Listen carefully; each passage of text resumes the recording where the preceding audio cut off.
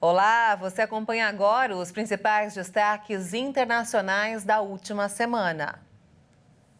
A África do Sul foi eleita para o Conselho de Direitos Humanos da ONU no lugar da Venezuela. O mandato vai ser válido a partir do dia 1º de janeiro de 2023. O conselho, formado por 47 membros, não pode tomar decisões juridicamente vinculativas, mas suas resoluções têm peso político e podem autorizar inquéritos. Foram eleitos também mais 11 países, entre eles Argélia, Bélgica, Chile, Costa Rica, Romênia e Vietnã. Alemanha e Sudão também conquistaram um segundo mandato no órgão com sede em Genebra, mas Coreia do Sul e Venezuela não foram reeleitas. A contagem de votos está se aproximando em questões-chave e, na semana passada, uma coalizão liderada pelo Ocidente perdeu ao solicitar debate sobre acusações de abusos chineses por apenas 2 votos em uma derrota histórica. As investigações ordenadas pelo Conselho de Direitos Humanos às vezes são usadas posteriormente em tribunais nacionais e internacionais. Um ensaio clínico preliminar de uma fórmula nasal da vacina anti-Covid, desenvolvida pela Universidade de Oxford, na Inglaterra, em colaboração com o laboratório britânico AstraZeneca, fracassou. A Oxford estima que este estudo é o primeiro a ser publicado sobre uma vacina de vetor de adenovírus por spray nasal. A universidade explicou que os pesquisadores observaram uma resposta de anticorpos nas mucosas nasais em uma minoria de participantes e acrescentou que a resposta imunológica sistêmica à vacinação intranasal também foi mais fraca do que uma vacinação intramuscular. A professora associada da universidade, Sandy Douglas, que participou do estudo, afirmou que o spray não funcionou tão bem quanto o esperado. O estudo usou o mesmo vetor adenovírus que é usado para a vacina desenvolvida pela Oxford com a AstraZeneca, um dos primeiros soros contra a Covid introduzidos no mercado no auge da pandemia. O ensaio envolveu 30 pessoas que não haviam sido vacinadas anteriormente. Países como Índia e China já aprovaram vacinas nasais, mas que foram produzidas por outros laboratórios.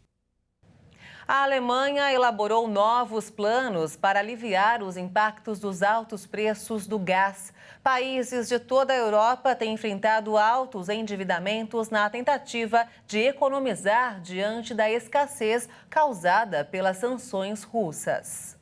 A comissão de especialistas da Alemanha propôs um modelo de 2 etapas, que inclui um pagamento único de tarifas pelos consumidores, seguido por um limite nos preços do gás. O pagamento único, que está planejado para dezembro, deverá custar cerca de 5 bilhões de euros para o país. Já o plano total deverá custar cerca de 96 bilhões de euros, de acordo com a comissão. Especialistas dizem que a vantagem de um pagamento único é que ele proporciona alívio imediato para os consumidores. A desvantagem é que a medida não incentiva o uso reduzido de energia por parte da população, embora tenha sido estimado que pelo menos 20% da economia de gás seja necessária para evitar uma escassez. A comissão deverá apresentar um relatório imediato nesta segunda-feira e se espera que o governo adote as novas medidas em breve. As Nações Unidas e a Cruz Vermelha alertaram que regiões inteiras do mundo se tornarão inabitáveis nas próximas décadas devido às ondas de calor que se tornarão mais frequentes e intensas. A Conferência da ONU sobre Mudanças Climáticas de 2022 vai ser realizada entre os dias 6 e 18 de novembro, no Egito. A menos de um mês do encontro, a ONU, a Cruz Vermelha e o Crescente Vermelho pediram que o mundo fique atento às ondas de calor futuras e evite um grande número de mortes. Em um relatório conjunto, as organizações alertaram nesta segunda-feira que regiões inteiras do planeta vão se tornar inabitáveis nas próximas décadas devido ao fenômeno. As ondas de calor também vão ficar mais frequentes e intensas. De acordo com o documento, elas podem atingir e ultrapassar limites fisiológicos e sociais dos humanos, principalmente em regiões como o Sahel e o sul e sudoeste da Ásia. O relatório explica que em quase todos os territórios em que há estatísticas disponíveis, as ondas de calor constituem o perigo climático mais mortal. As ondas de calor causaram algumas das catástrofes mais mortais já registradas. O estudo lembra a que atingiu a Europa em 2003 e deixou mais de 70 mil mortos, e que a onda de calor que a Rússia viveu em 2010 matou 55 mil pessoas. Especialistas esperam que as taxas de mortalidade ligadas ao calor extremo sejam muito altas, comparáveis em magnitude a todos os cânceres até o final do século. A Organização das Nações Unidas afirmou que o fornecimento de eletricidade limpa deve dobrar até 2030. Novas medidas devem ser implementadas para evitar que as mudanças climáticas coloquem em risco a segurança energética global. Um novo relatório da Organização Meteorológica Mundial considera que o setor de energia não é apenas uma fonte significativa de emissões que impulsionam as mudanças climáticas, mas também é vulnerável às mudanças climáticas que acompanham o aquecimento global. O documento alerta que se o mundo não migrar rapidamente para fontes de energia limpa para retardar a crise climática, as condições meteorológicas e um estresse hídrico mais extremo vão colocar em risco a segurança energética e o fornecimento de energia renovável. O chefe da OMM lembra que o setor de energia é a fonte de cerca de 3/4 das emissões mundiais de gases do efeito estufa e afirmou que a transição para modos limpos de produção de energia é vital. O impacto dos eventos meteorológicos, hídricos e climáticos na confiabilidade do acesso à energia já é notório de acordo com o texto. Como exemplo, a organização cita os grandes cortes de energia causados por uma onda de calor em Buenos Aires em janeiro. A transição para as energias renováveis vai ajudar a aliviar o crescente estresse hídrico mundial, de acordo com o relatório, que conclui que a quantidade de água usada pela energia solar e eólica é consideravelmente menor do que a das usinas tradicionais. Por enquanto, as promessas dos países ficam aquém do que é necessário para cumprir as metas estabelecidas pelo Acordo de Paris de 2015 sobre as mudanças climáticas. De acordo com o texto, os investimentos globais em energia renovável precisam triplicar até 2050 para colocar o mundo em uma trajetória de neutralidade de carbono. No Chile, uma manifestação de grupos indígenas terminou em confronto com a polícia. Ao som de tambores e buzinas, os manifestantes vestidos com trajes típicos avançaram pela Alameda, a principal avenida da capital chilena, onde entraram em confronto com a polícia. As forças de segurança dispersaram as pessoas com jatos de água e gás lacrimogênio. Ao menos 10 foram detidas. A marcha foi realizada no contexto da comemoração do Dia do Encontro de Dois Mundos, como é conhecido no Chile a data da chegada de Cristóvão Colombo às Américas. Os manifestantes são contra a militarização de áreas das regiões de Bióbio e La Araucanía, no sul do país. Nessas regiões ocorrem ataques incendiários e enfrentamentos de grupos radicais Mapuche que reivindicam a posse de terras ancestrais. Há um ano, o ex-presidente conservador Sebastián Piñera decretou a militarização dessas regiões. O atual presidente de esquerda, Gabriel Boric, pôs fim à medida 2 semanas depois de assumir o cargo em março. Mas a radicalização da violência levou Boric a ordenar, em abril, o envio de militares para apoiar a polícia na segurança de rotas, onde são frequentes os ataques a caminhões e edifícios privados. Os Mapuches são a principal etnia indígena do Chile. Algumas comunidades no sul do país reivindicam a restituição de terras que consideram suas por direitos ancestrais. Atualmente, essas propriedades estão majoritariamente nas mãos de empresas florestais e agricultores. O Hospital Universitário La Paz, em Madrid, realizou o primeiro transplante de intestino a partir de um doador morto no mundo. A paciente, uma bebê de 13 meses, chamada Emma, sofria de insuficiência intestinal, diagnosticada no primeiro mês de vida. Ela já recebeu alta e está saudável. A menina passou por um transplante de intestino multivisceral, a partir de uma doação pediátrica controlada de assistolia. A inovação médica é resultado de 3 anos de experiências e investigações científicas. A doação em assistolia consiste em doar órgãos e tecidos de uma pessoa atestada morta após a ausência de batimentos cardíacos e respiração espontânea. Segundo as autoridades de saúde espanholas, a técnica possibilita o uso de órgãos sólidos que de outra forma seriam perdidos. O intestino de uma pessoa morta nunca havia sido utilizado, por ser considerado inválido, dadas as características especiais do órgão.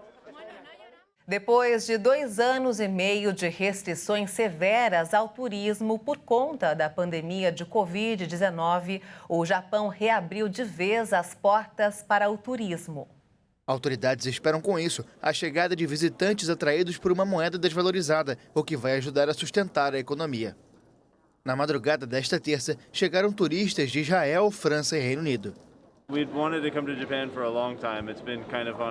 A gente queria vir para o Japão há muito tempo, estava na nossa lista de lugares para visitar há muito tempo. Meu emprego mudou, o Japão reabriu e foi a oportunidade perfeita para isso. Passamos a última semana planejando e a reabertura deixou tudo perfeito.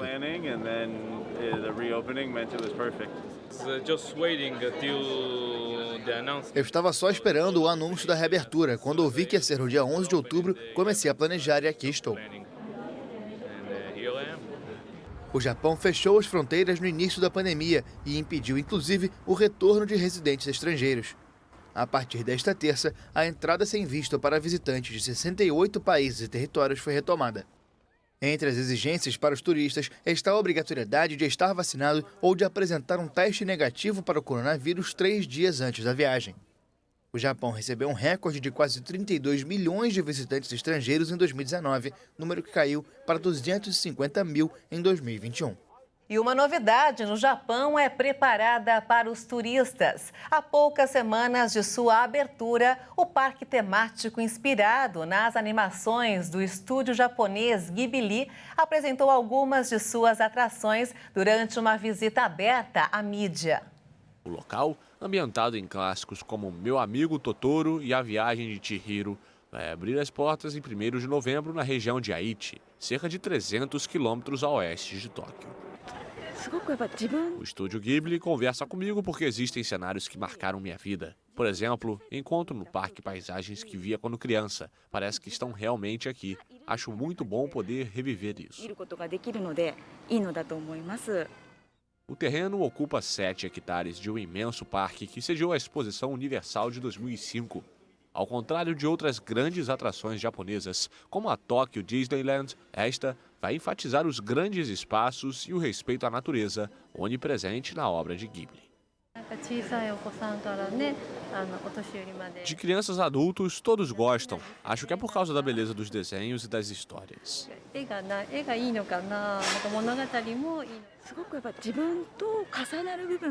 Quero ir com alguém que seja fã de Ghibli. Gostaria de ver os cenários, personagens e prédios dos filmes. Quero muito sentir a atmosfera e as cenas. O parque, que custou cerca de 232 milhões de dólares para ser construído e teve mais de 5 anos de obras, deve se tornar uma grande atração turística na região de Aichi. Os proprietários esperam receber 1.800.000 visitantes anuais quando todas as 5 áreas forem abertas no próximo ano.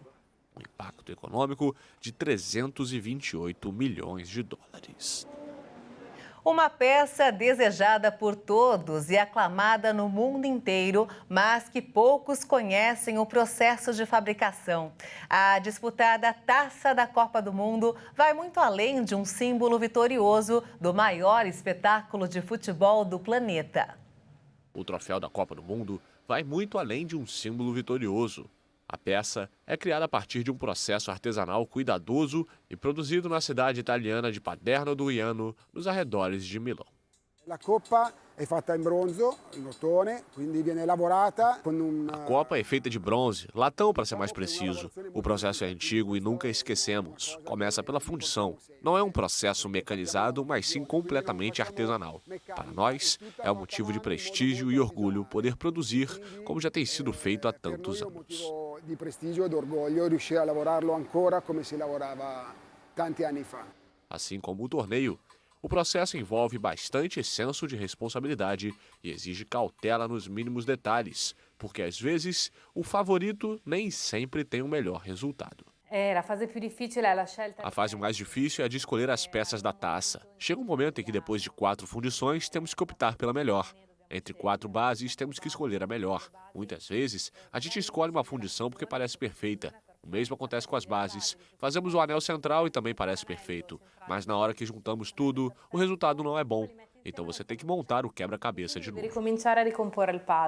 Apesar do tetracampeonato mundial, a Itália, país fabricante do troféu, não se classificou para a edição deste ano no Catar, que vai ser disputada por 32 nações a partir do dia 20 de novembro. No total, apenas 8 países conquistaram o prêmio mais importante do futebol mundial. Pentacampeão, o Brasil é o país com mais títulos na competição.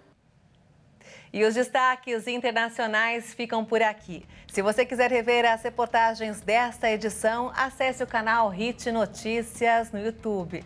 Obrigada pela sua companhia e um excelente fim de semana para você.